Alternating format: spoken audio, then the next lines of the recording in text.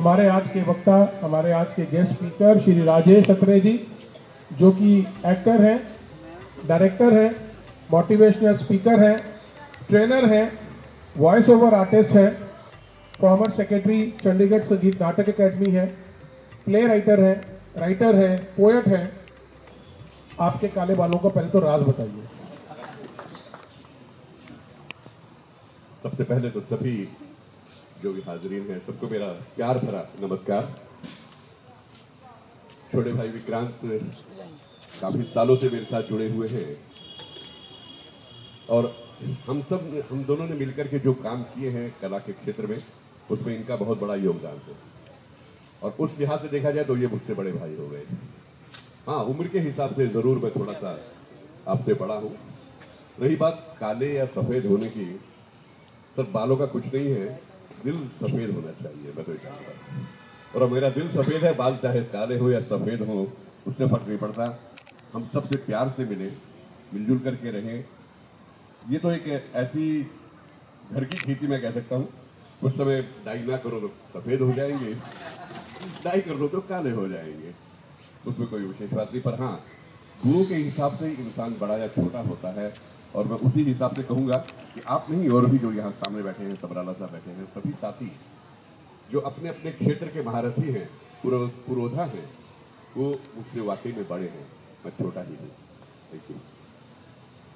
मैं तो सर एक ही शब्द का एक्सपेक्ट कर रहा था कि पर्टिकुलर किसी एक ब्रांड नेम का नाम आएगा, सीक्रेट ये है।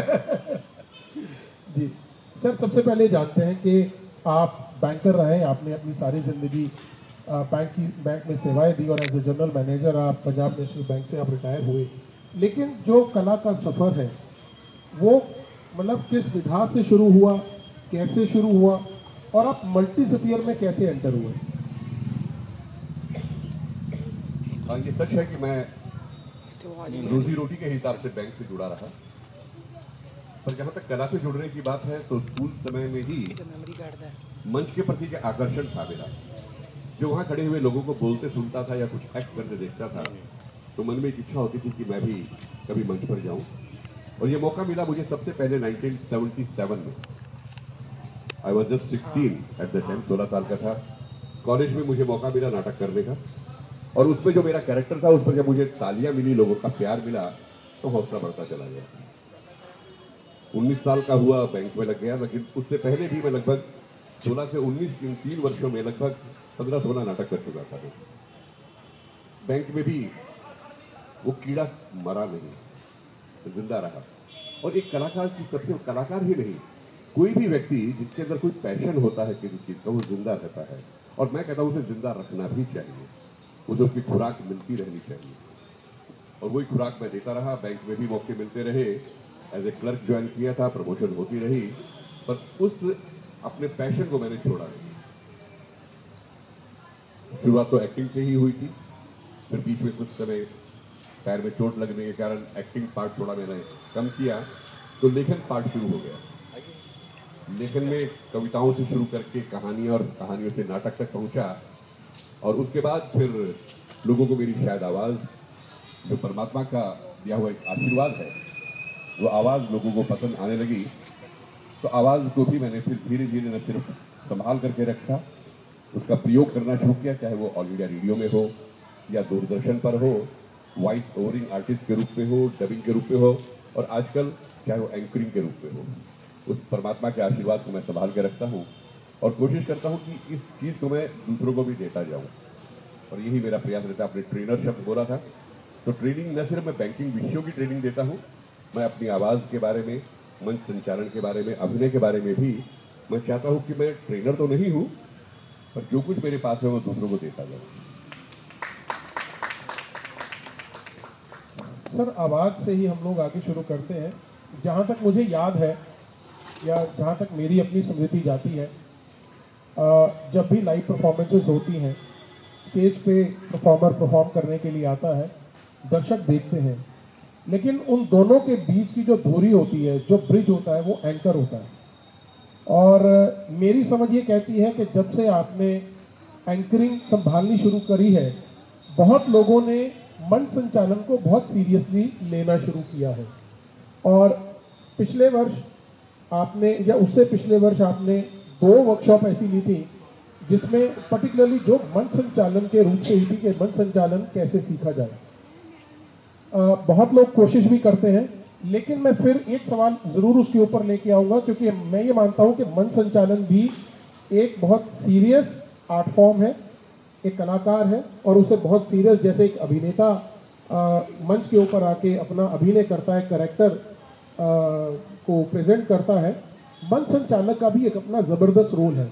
उसके बारे में थोड़ा सा जानेंगे और थोड़ा सा इस विषय के ऊपर कि मंच संचालन की छोटी छोटी बारीकियां क्या हैं, उसके बारे में जरूर बताइए।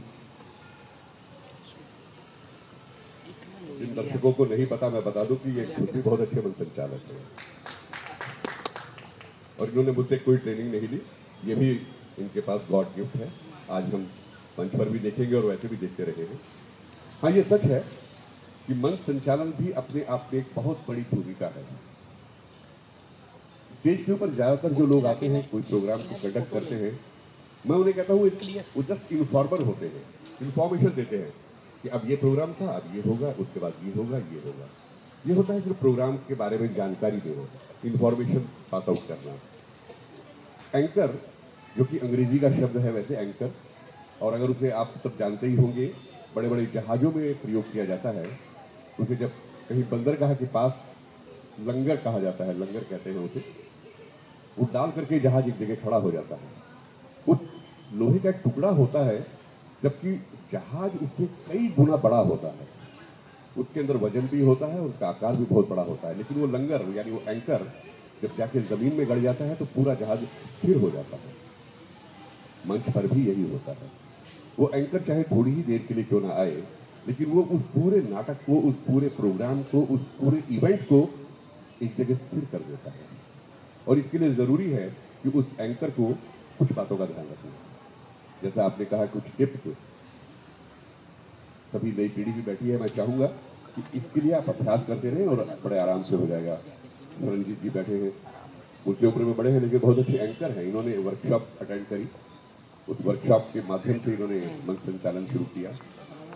सबसे पहले मंच संचालक के वो अपनी वोकैबुलरी पर ध्यान देना है। उसके पास शब्दावली होनी चाहिए, उस शब्दों का प्रयोग किस प्रकार से करें।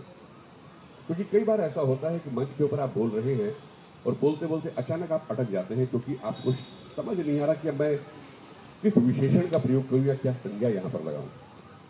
एक छोटा सा एग्जाम्पल मैं पहले कई साथियों को दे चुका हूं। हमारा आज का नाटक है मिस मिरियम। अब ये मुझे अनाउंस करना है। मैं अनाउंसर नहीं हूं, मैं एंकर हूं, और मैं चाहूंगा कि मैं अपनी बात को स्पष्ट रूप से लोगों तक पहुंचाऊं। मेरे पास सेंटेंस मेरे दिमाग में चल रहा है कि आज का नाटक है मिस मिरियम, लेकिन पता नहीं किसी कारण से, शायद कई बार हड़बड़ाहट में या कई बार ऑडियंस के सामने स्टेज फियर में लोगों के मुंह से निकल गया आज की। अब आज की हमारा नाटक तो नहीं चलेगा ना। आज का बोलना था आपने, मुंह से निकल गया आज की। अब आज की अगर निकल गया तो फिर सॉरी गलती हो गई, आज का हमारा नाटक है, ये बोलने पर वो कॉन्फिडेंस नहीं रहता जो एंकर के पास होना चाहिए। तो अगर उसके पास शब्दावली है तो आज की को भी कंटिन्यू कर सकता है कि आज की हमारी प्रस्तुति है, आज की हमारी पेशकश है। की के बाद मुझे किस तरह का स्त्रीलिंग का विशेषण यूज करना है, अगर ये ज्ञान मेरे पास नहीं है, ये वोकैबुलरी मेरे पास नहीं है, तो यकीनन मैं कहीं ना कहीं मार खा जाऊंगा। उसके बाद आता है उच्चारण। हमारा उच्चारण बिल्कुल स्पष्ट होना बहुत जरूरी है। विशेष रूप से जो हमारे जब मेहमान वगैरह आते हैं, हम उन मेहमानों का जब नाम लेते हैं वो सही रूप से उच्चारित करें। माननीय बनिंदरजीत सिंह बन्नी, उनका पूरा नाम यदि मुझे पता है और मैं स्पष्ट रूप से उच्चारित करता हूं मंच पर, उन्हें भी अच्छा लगेगा, मुझे भी अच्छा लगेगा, बजाय इसके कि मैं कहीं अटक जाऊं, बोलते बोलते घबरा जाऊं, नाम गलत बोल जाऊं। तो वो एक एंकर के लिए कहीं ना कहीं से इंसल्टिंग भी है, एक जो सामने मेहमान बैठा है उसके लिए भी इंसल्टिंग है। तो आपका उच्चारण बिल्कुल सही होना चाहिए, नाम के बारे में भी, अपने शब्दों के बारे में भी। हम चंडीगढ़ में बैठे हैं, इसलिए मेरा ये मानना है कि एक एंकर को हिंदी, अंग्रेजी, उर्दू और पंजाबी भाषा, इनके अगर वो शब्द बोल रहा है तो उसके ऊपर उसका कॉन्फिडेंस होना चाहिए। हम अमूमन एक गलती करते हैं, नहीं दोस्तों को मैं बता दूं, एक शब्द है फिर, कि मैंने स्कूल में नाटक किया, उसके बाद फिर मैं कॉलेज में गया। अभी जो फिर शब्द है इसको हम सभी गलत बोलते हैं। ये फिर नहीं है, ये फिर है। फ शब्द चलता है, फ और थ में फर्क है। फिरना होता है फिर जाना, दिमाग फिर गया उसका, फिरना होता है उसके बाद। तो हमारे जो शब्द है दोस्तों, जैसे गलत शब्द ही है, अब ये गलत है, द के पीछे टूटता है, द पूरा है, उसके लिए हम क्योंकि पंजाबी बैकग्राउंड से तो गलत हो जाते हैं, उससे गलती होती है, गलती नहीं गलती द पूरा है। इस तरह के उच्चारण पर भी अगर आपका पकड़ होनी चाहिए, वो नहीं है पकड़, तो कहीं ना कहीं से आपका इंप्रेशन नहीं पड़ पाएगा इस एंकर से।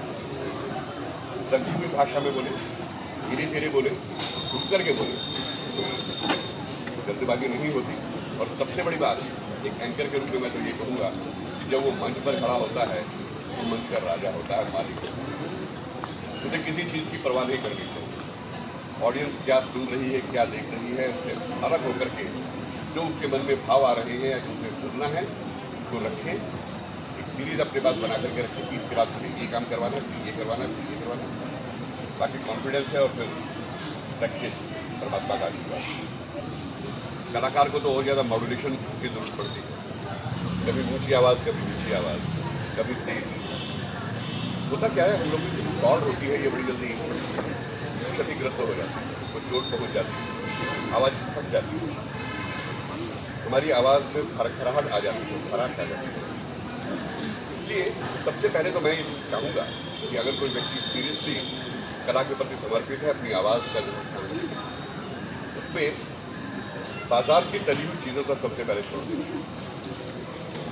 कॉलेज टाइम में कई लोग मेरी भारी आवाज़ को देखकर कहते थे, या बैंक में भी कहते थे कि हम तेरे जैसी बेस चाहते तेरी आवाज़ में। किसी ने कहा सिगरेट पिया करो, बेस आ जाएगा। सिगरेट, मैंने कभी सिगरेट नहीं पी, परमात्मा का दिया हुआ बेस है जो भी है, लेकिन इस तरह के नुस्खे, सिगरेट पीने से बेस आ जाएगा, या कभी गला खराब हो तो गोलगप्पे की चाट खा लो या गोलगप्पे का पानी पी लो तो गला ठीक हो जाएगा, सबसे ठीक नहीं होता, खराब नहीं होता। इन सब चीज़ों को अवॉइड करना, खासतौर पर ज़्यादा ठंडी चीज़ों को बेमौसम में खाना, जैसे मौसम नहीं आ रहा, सर्दियाँ हो रही है, ऐसे में हम ज़्यादा ठंडी आइसक्रीम खाएँ, ज़्यादा तली हुई चीज़ें बाजार की खाएँ।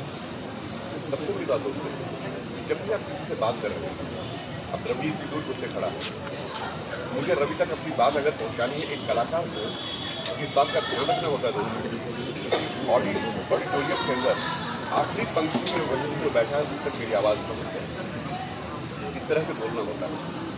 इसके लिए हम लोग कई बार अपनी आवाज़ को ऊंचा करने के लिए चिल्लाते हैं, वो चिल्लाने में गले में बहुत जोर पड़ता है, आवाज़ खराब होती है।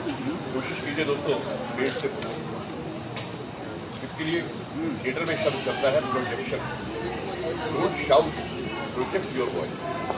अपनी आवाज़ को चिल्लाइए नहीं, जो रवि करके मैं बोलूँगा तो गले में बोल रहा हूँ रवि, ऐसे में बोल रहा हूँ तो मेरे पेट से आवाज़ निकल रही है, मेरे गले पर। It is called projection of voice. ये मैं समझता हूँ, तो अपनी वॉइस को प्रोजेक्ट करेंगे, मॉड्यूलेशन के साथ बोले कब ऊँचा ले जाना है, कब नीचा ले जाना है, ये भी करा थोड़ी थोड़ी सीखते रहे। और फिर खाने पीने का तो रखें, हाँ प्राणायाम जरूर करें। उज्जयी प्राणायाम बहुत काम कर रहा है, उज्जयी प्राणायाम, अनुलोम विलोम प्राणायाम, ये बहुत ज़रूरी है आपकी आवाज़ को संभाल करके रखने के लिए। आप एक ज़बरदस्त राइटर भी हैं, राइटिंग भी करते हैं, तो हम ये जानना चाह रहे हैं कि आप ये मैनेज कैसे करते हैं, क्योंकि जब आपको राइटिंग करनी है तो आपको शांत बैठ के अपने डीप थॉट में जाना है, लेकिन है तो वही 24 घंटे हैं, सारे मतलब सारे काम पैरेलल होते हैं, तो आप मैनेज कैसे करते हैं? पैशन, अगर वो आपके पास है तो समय तो निकल आता है, 24 घंटे सभी के पास होते हैं। जहाँ तक लिखने की बात है, जैसे कविताएं लिखने की या कुछ शेर व शायरी लिखने की बात आती है, ये सब ख्यालात हम सबके भीतर होते हैं, उनको प्रॉपर शब्दों में पिरो नहीं पाते। और कमराला साहब, मेरी एक आदत है, मैं भाई जब गाड़ी चला करके कहीं जा रहा हूँ और कुछ विचार मेरे दिमाग में आ जाएँ, सबसे पहले मैं गाड़ी को साइड में करके बंद कर देता हूँ, मोबाइल पे निकाल कर लिख देता हूँ, या कागज़ पेन से लिख रहा हूँ, जब मौका लगे तब निकालता हूँ। रात को 2 बजे सोते सोते अचानक बाहर तब मौका, नींद खुल गई, तब तो सो गया, पर मेरी नींद खुल गई, अब मेरी नींद टूटने के बाद जब मन में कुछ विचार आएंगे, तुरंत कागज पेन उठाया और उसको वहाँ लिखना शुरू कर दिया, चाहे रात के 2 बजे। तो जब आपके मन में कुछ क्रिएटिविटी होती है, कुछ लिखने का इच्छा होती है, विचार आते रहेंगे, उनको बाद में आप संजो लीजिएगा, उनको संवार लीजिएगा, उनको प्रॉपर एक काफिया में बांध लीजिएगा, वो बात की बात है। लेकिन उन विचारों को कहीं ना कहीं तुरंत नोट करते चले। मेरा ये मानना है दोस्तों कि जो भी काम करो संपूर्ण रूप से समर्पित होकर के करो। आधे अधूरे खिचड़ी बनाने से कोई फायदा नहीं। मुझे पता है कि एक व्यक्ति बहुत अच्छा कलाकार है, मान लीजिए बन्नी भाई बहुत अच्छे एक्टर हैं, अब मैं जबरदस्ती करूं कि नहीं आप सिंगिंग भी शुरू करो, सिंगिंग भी शुरू करो, उनके मन में भी रुचि नहीं है और वो चाहते भी नहीं कि मैं सिंगिंग की तरफ जाऊं। अगर वो चाहते हैं तो बहुत अच्छी बात है, लेकिन अगर नहीं चाहते तो जबरदस्ती वहां टांग क्यों फंसाएं। जब आप एक्टिंग बहुत अच्छी कर रहे हैं तो एक्टिंग अच्छी कीजिए, अगर आप गायक बहुत अच्छे हैं तो गाना गाइए। हम अपने आप को मल्टी टैलेंटेड बनाने की कोशिश में, मल्टी स्पिरिट बनाने की कोशिश में न इधर के रहते न उधर के रहते। तो जब तक मेरे पैर का एक्सीडेंट नहीं हुआ था तब तक मैं सिर्फ एक्टिंग ही करता था, लिखता नहीं था। उसके बाद मैंने लिखना शुरू किया तो सिर्फ लेखन में ही रहा, फिर मैंने एक्टिंग को छोड़ दिया। लेकिन हाँ, फिर भी मुझे आप जैसे डायरेक्टर्स ने मुझे डायरेक्ट भी करवा के कई नाटक करवा दिए, चोट के बावजूद भी। चलिए वो भी एक नया एक्सपीरियंस था मेरा कि चोट के बाद भी मैंने नाटक किए, कोर्ट मार्शल आपने करवाया मुझसे। लेकिन जब मेरी आवाज़ लोगों तक पहुंचने लगी तो मुझे लगा कि लेखन को छोड़ के क्यों ना अपनी आवाज़ को ही लोगों तक पहुंचाया जाए, ऑल इंडिया रेडियो से, एंकरिंग के माध्यम से, दूसरे तरीके से।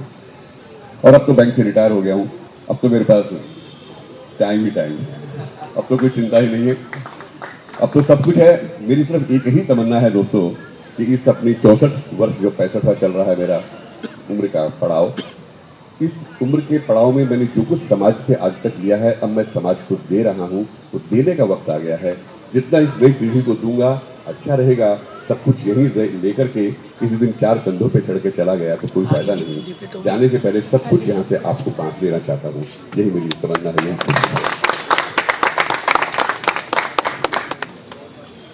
सर, राइटिंग के ऊपर बात करते हैं।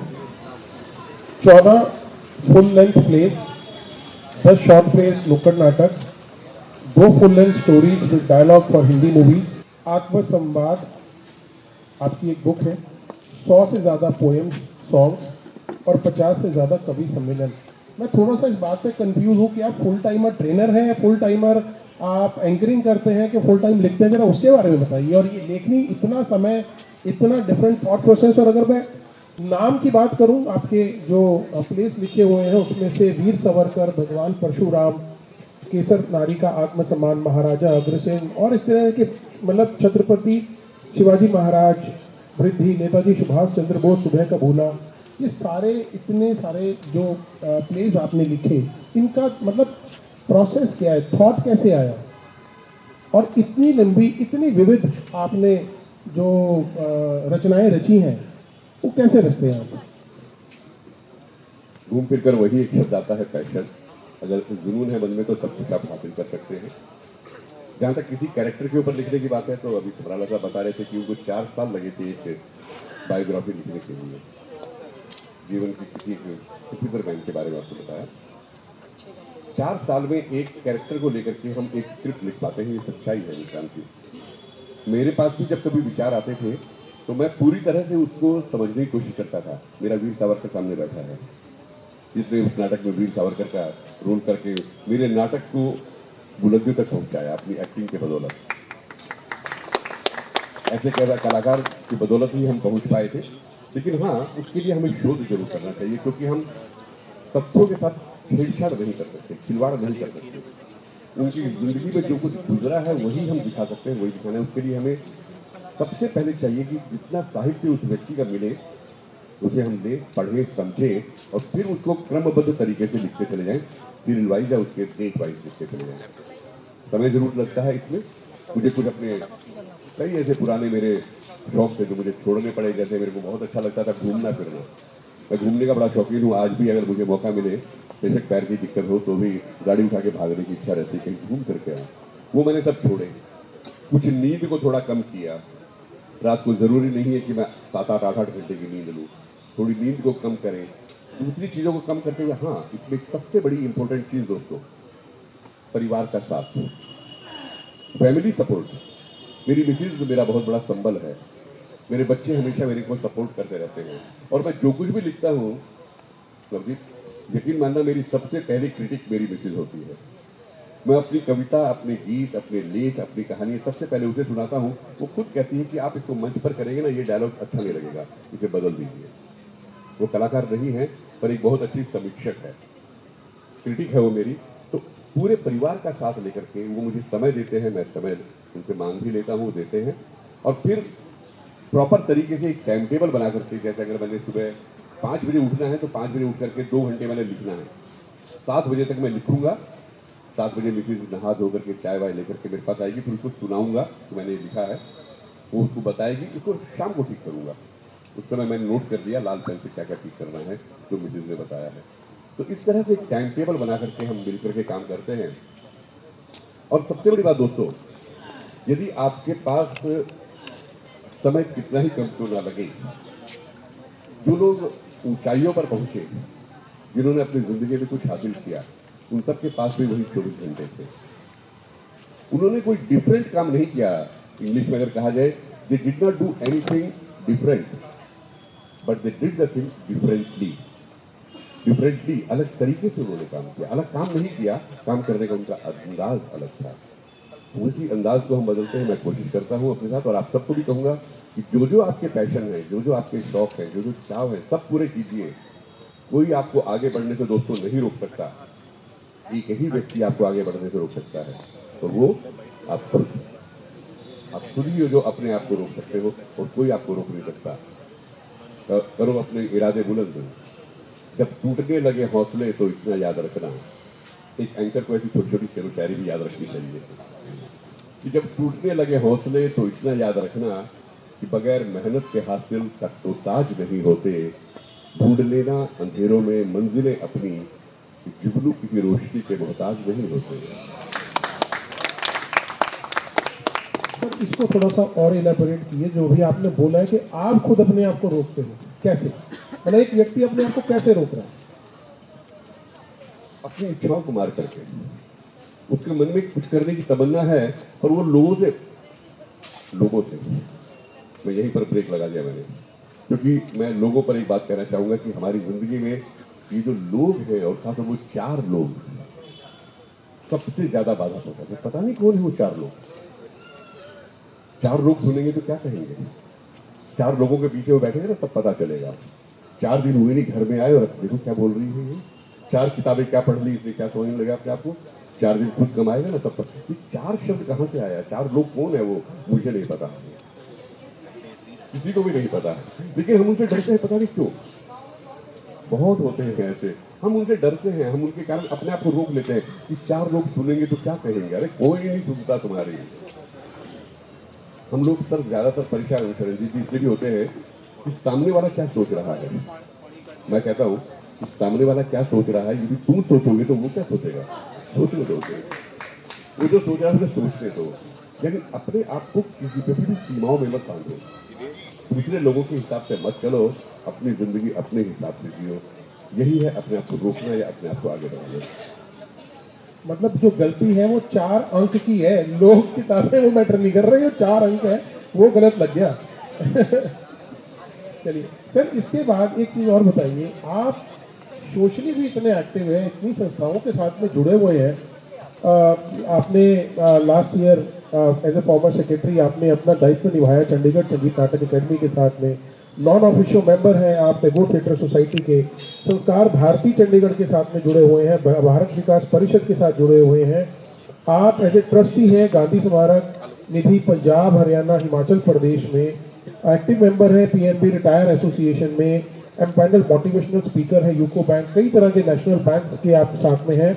एक्टिव मेंबर है चंडीगढ़ सीनियर सिटीजन एसोसिएशन के, मूनलाइट चैप्टर के डिप्टी कोऑर्डिनेटर हैं, बुक लवर फोरम चंडीगढ़ के, active member intellect forum Chandigarh के। कला के साथ में सोशली भी इतना एक्टिव होना। लेकिन अब मैं आपसे जो सवाल करूंगा उसमें मुझे शब्द पैशन नहीं चाहिए सर, क्योंकि दोनों सब्जेक्ट, दोनों डोमेन बहुत अलग है। जब आप सोशली एक्टिव होते हैं तो आप समाज के हिसाब से एक्टिवली अपना रोल पार्टिसिपेट करते हैं, लेकिन जब आप कला के माध्यम से, अगर कला में जब आप अपने आप को उस तरफ धकेलते हैं अगर आप अभिनेता हैं तो अपने डायलॉग, अपने कैरेक्टर की तरफ ध्यान देते हैं, अपने एक्सप्रेशन की तरफ ध्यान देंगे। अगर आप राइटर हैं तो आप अपने थॉट, विचारों की तरफ ध्यान देंगे, अपने वोकैबुलरी या अपने लिटरेरी की तरफ ध्यान देते हैं।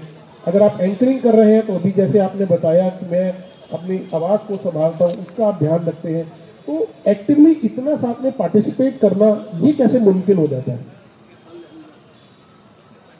जिन संस्थाओं का आपने नाम लिया, जिन सबसे मैं जुड़ा हुआ हूँ, वो पैशन के कारण नहीं, वेला बंदा होने के कारण। वेला, खाली उनको लगता है कि ये बंदा खाली खड़ा है, इसको कुछ नहीं, इसको जहां मर्जी ले चलो, अपने साथ जुड़ जाएगा। और मेरे से जल्दी ना नहीं होती। यदि मुझे लगता है कि मैं कुछ कर सकता हूँ उन लोगों के साथ तो मैं कर देता हूँ। फिर उन्हें लगता है तो अब रिटायर हो चुका है, अब तो खाली है, चलो इसको जोड़ लो अपने साथ। मैं खाली ज़्यादा रहता हूँ इसलिए शायद जुड़ जाता हूँ, और कोई बात नहीं है। लेकिन हाँ, लोगों का प्यार है, और फिर वही बात आ जाती है कि मुझे करने की कुछ तमन्ना है, समाज को कुछ देने की इच्छा है। ये बहुत बड़ी चीज़ है, आप कुछ किस कारण नहीं कर सकते। कल तक मैं बठिंडा में था, आज यहाँ पर हूँ, कल से पटियाला में शुरू हो जाऊँगा। इसके लिए परिवार का साथ भी है, खाली भी हूँ मैं कुछ हद तक, और घूम फिर के बाद आप चाहे मुझे रोके या ना रोके, पर जुनून पर तो आ ही जाती है, पैशन पर तो आ ही जाती है। ये मेरा पैशन भी रहे तो मुझे करें। ये पैशन दोस्तों कहने के लिए बहुत छोटा सा शब्द है, पर वास्तव में ये आपकी ज़िंदगी बदल देता है, आपका पूरा एटीट्यूड बदल देता है। और एटीट्यूड के बारे में मैं सिर्फ एक ही लाइन बोलूँगा दोस्तों, कि change your attitude, change your life. सोचने का अपना नज़रिया बदल दीजिए। नज़रों को बदलो, नज़ारे बदल जाएंगे। सोच को बदलो तो सितारे बदल जाएंगे। कश्तियाँ बदलने से कुछ हासिल ना होगा, दिशाओं को बदलो तो किनारे बदल जाएंगे। हमारी सोच से सब कुछ डिपेंड करता है, हम अपनी सोच को किस तरह से पॉजिटिव लेकर चलते हैं। सबके साथ मिलकर, तो मुझसे ज़्यादा तो एक्टिव आप ही रहते हैं। बन्नी भाई को देखो ना, कहाँ कहाँ नहीं छाए रहते हैं, लेकिन उसके बावजूद है कि पैशन है इनके पास, और थिएटर वाले हैं। हम लोग कभी भी नहीं करते। Show must go on. कोई एक ऐसी चीज है, सभी पैशन के अंदर ही है, बट फिर भी क्या होता है कि नीश होती है एक आदमी के अंदर अपनी, ये काम जो है, ये मेरा स्ट्रॉन्ग, मेरा कन्विक्टेड जो मेरा साइड है, वो मेरी ये वाली है, और मैं इसको, ये सारी चीज़ें साथ में मेरे चल रही हैं, ठीक है, मैं इसको आगे लेके चलूंगा। बन्नी भाई हैं, फिल्मों में बहुत अच्छा काम कर रहे हैं, नाटक कर रहे हैं, सोशलाइज सर्विस कर रहे हैं, लेकिन एक चीज़ इसमें से प्राइम होती है, क्योंकि जो वो दूरी बना के रखती है, जिसके इर्द गिर्द ये सारे काम होते हैं। एक तो वो क्या है, दूसरा उसमें आगे जाने की गुंजाइश कैसे है, और जो युवा पीढ़ी है, आप उसमें क्या कमी देखती हैं कि अगर कहीं पे आज हम इस जो रूबरू करने का ये बार बार का हमारा हर साल का चर्चा रहती है, उसका एक उद्देश्य ये भी रहता है कि कुछ अनकहे सवाल हैं, कुछ ऐसे दर्द हो चुके हैं हमारे रंगमंच के, जिन्हें शायद हम आपस में बात करते हैं लेकिन ओपनली हम डिबेट में नहीं लेके आते, और जिसको हम कॉर्पोरेट लैंग्वेज में कहते हैं कि फ्रेश ब्लड नहीं आ रहा, फ्रेश ब्लड टिक नहीं रहा। तो उस चीज़ के बारे में आप कैसे सोचते हो, कैसे देखते हो? तुम सुन लेते हो इसलिए लिख देता हूँ, तुम पढ़ लेते हो इसलिए लिख देता हूँ, वरना मैं तो आंखों की भाषा भी समझ लेता हूँ।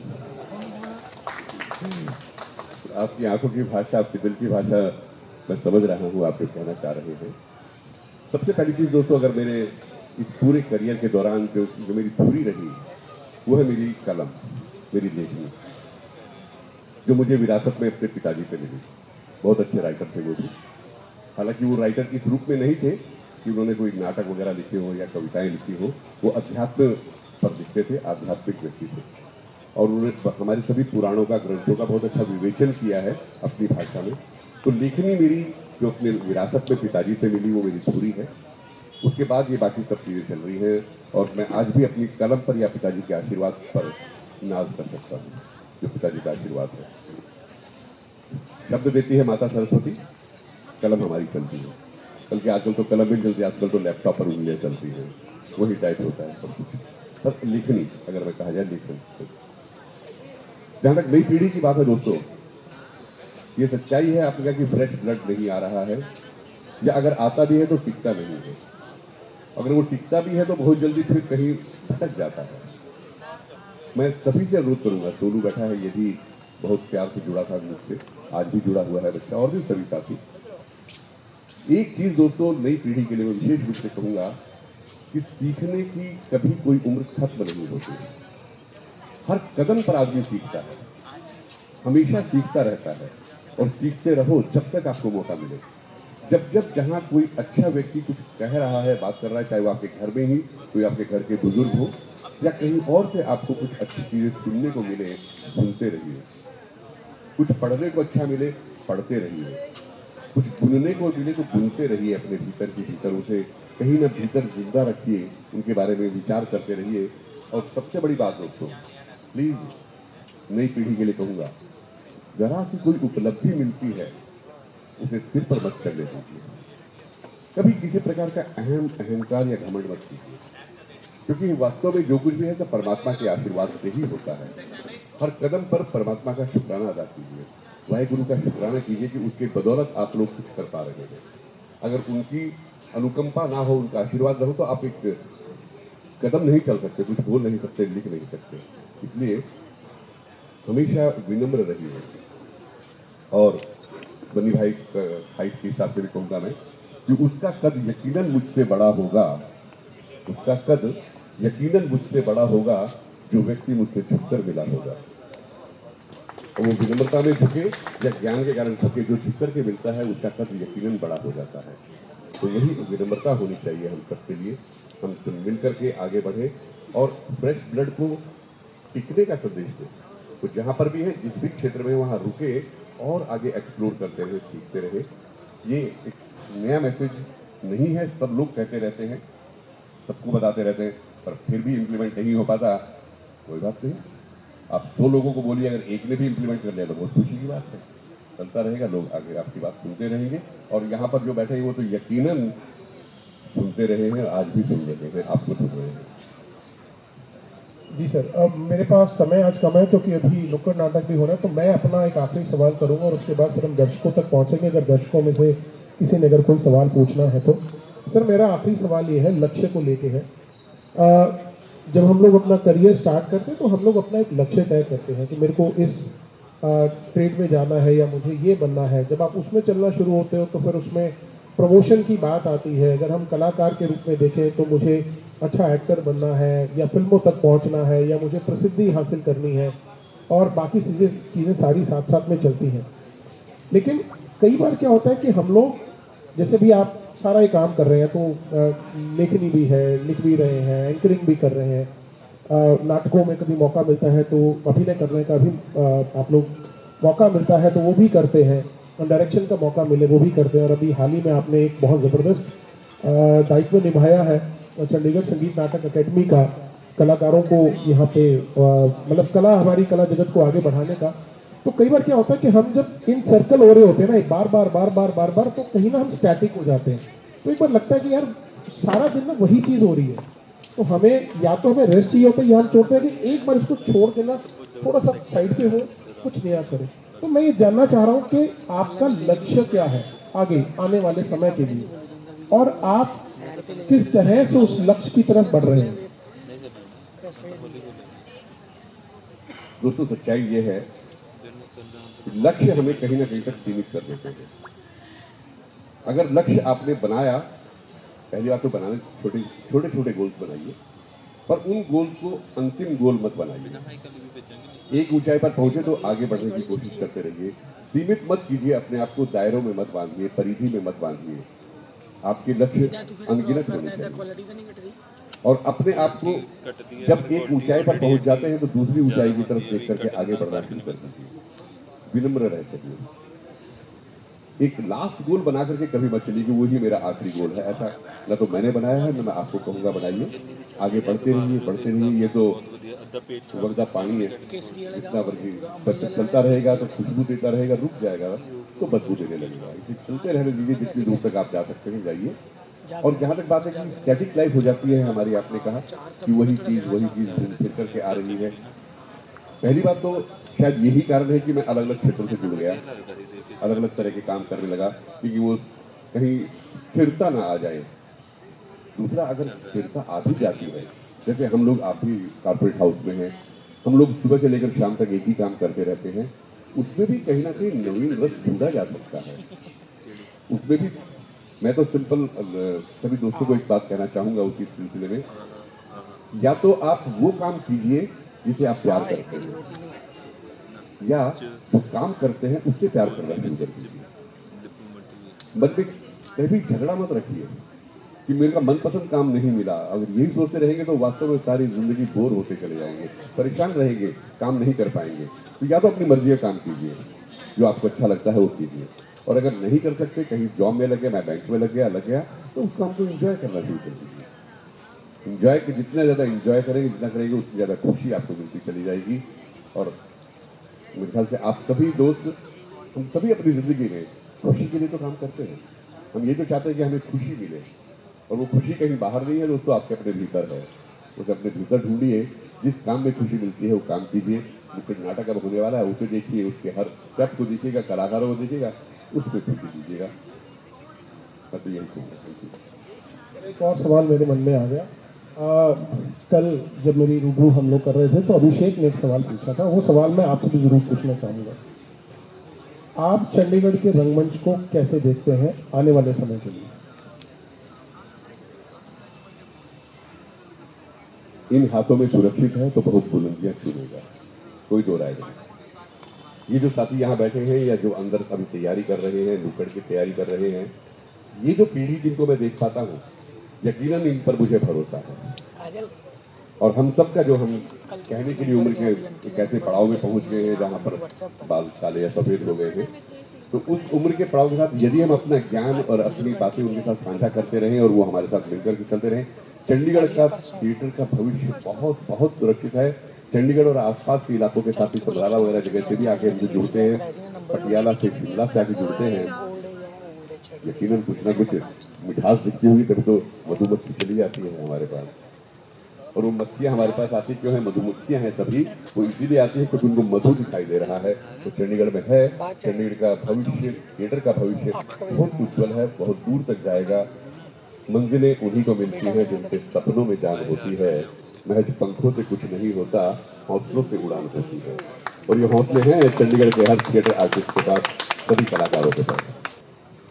अगर आपके घर में कोई रिश्तेदार आता है दूर दराज से, किसी दूसरे शहर से, आप उसे चंडीगढ़ दिखाते हो, सुखना लेक दिखाते हो, सेक्टर 17 दिखाते हो, LNK मॉल ले जाते हो, वगैरह वगैरह, दिन में जहां मर्जी घुमाओ, लेकिन प्लीज शाम के समय उसे टैगोर थिएटर या किसी ऐसे मंच पर जरूर लेकर के जाओ अपने रिलेटिव को, दिखाने के लिए कि चंडीगढ़ में ये कला भी बहुत जीवित है। उनको फिल्में मत दिखाइए आप, फिल्में देखने के लिए तो उनके अपने अपने शहर हैं, वहाँ भी वो फिल्म मिल जाएगी उनको, पर वो नाटक उनको नहीं मिलेगा, वो बन्नी उनको वहाँ नहीं मिलेगा, वो राज कटारिया उनको वहाँ नहीं मिलेगा। वो आपको यहाँ चंडीगढ़ के मंच पर ही मिलेंगे। उसको अपने रिलेटिव्स को लेके आइए, ये हम अपील करते थे और लोग देखे आते थे सर। उन्होंने यही कहना था कि दिन में हम अपने रिश्तेदारों को बाहर घुमाएंगे, शाम को टैगोर थिएटर या पंजाब कला भवन, जहाँ भी कोई अभिव्यक्ति हो रही है, कोई प्रस्तुति हो रही है, लोग लेके आते थे। यही हमारी ताकत है, यही हमारा संबंध है। आपका बहुत बहुत शुक्रिया, आप हमारे बीच मुंबई से आए और आपको सब अच्छा लग रहा है। ये नई पीढ़ी के लिए बहुत बड़ी मोटिवेशन की बात है sir. We are thankful to you. Thank you sir, thank you very much. और दिल तो नहीं कर रहा, लेकिन फिर कभी एक दूसरा सेशन होगा, फिर और भी सारी बातें हम लोग करेंगे और उम्मीद करते हैं कि दर्शक भी उसमें से और ज़्यादा होंगे, प्रेक्षक भी ज़्यादा रहेंगे और नई पीढ़ी को सीखने का भी मौका मिलेगा। मैं निवेदन करता हूँ आपका धन्यवाद करने के लिए शरणजीत जी से। शरणजीत जी, आप कृपया आप मंच पे आइए और TFT की ओर से शॉल देके राजेश अत्री जी का उनका धन्यवाद करिए। और मैं रविंदर जी से निवेदन करूँगा और बन्नी जी से निवेदन करूँगा कि आप ऊपर आइए और एक स्मृति चिन्ह देकर सर का धन्यवाद भी कीजिए और उन्हें सम्मान भी दीजिए।